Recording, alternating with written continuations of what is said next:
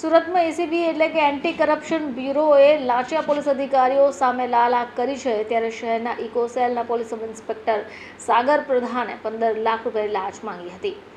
પરત આપવા માટે આ લાંચ માંગી હોય છે, અંગે ફરિયાદીની ફરિયાદને આધારે એસીબીએ છટકું ગોઠવી લાંચિયા પીએસઆઈના ભાઈ ઉત્સવ પ્રધાનની ધરપકડ કરી છે. ઇકોસેલનો એએસઆઈનો ભાઈ 5 લાખની લાંચ લેતા ઝડપાઈ ગયો. ડીલ કરી ભાઈને રૂપિયા લેવા મોકલતો હતો.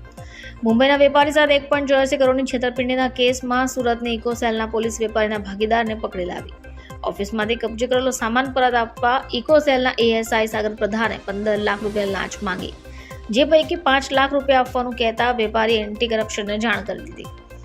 કતારગામ ખાતે એએસઆઈના ભાઈને લાંચની રકમ લેતા એસીબીએ રંગે હાથ ઝડપી લીધો.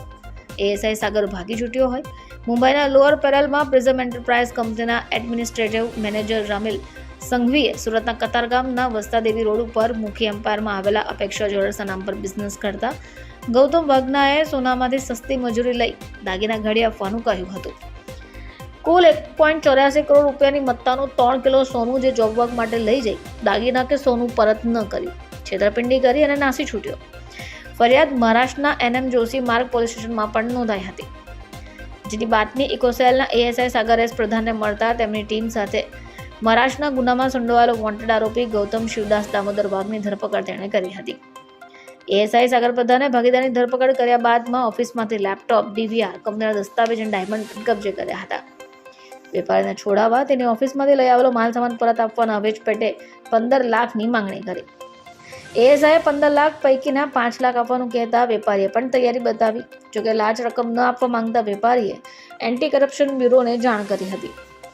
લાંચની રકમ લેવા માટે સાગર પ્રધાને પોતાના ભાઈ ઉત્સવ સંજયભાઈ પ્રધાનને કતારગામ ખાતે અલકાપુરી સર્કલ બ્રિજ નીચે મુંબઈ તડકા ફાસ્ટ ફૂડ એન્ડ ચાઇનીઝ દુકાનની સામે મોકલ્યો હતો.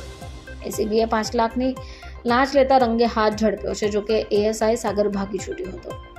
ઉલ્લેખનીય છે કે વર્ષ 2020માં ભરતી થનારા એએસઆઈ સાગરનો પગાર 26,000 હોય છતાં પણ તેણે લાંચ સ્વીકારી હતી.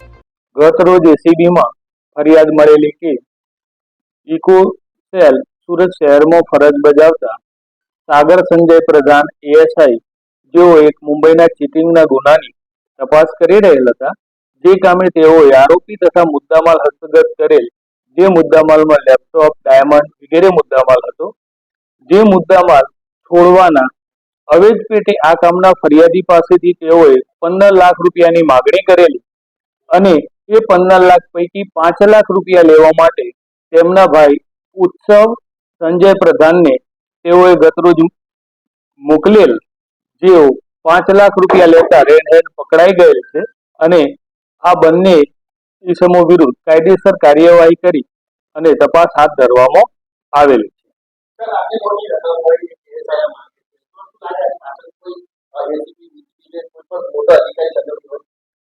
એ આ તબક્કે ન કહી શકાય, પરંતુ તપાસમાં અમે તમામ મુદ્દા આવરી લઈશું અને અમારી તપાસ બાદ જ એ વસ્તુ ખબર પડે કે ખરેખર આ પૈસાનો કઈ રીતે કોણ ઉપયોગ કરવાનો.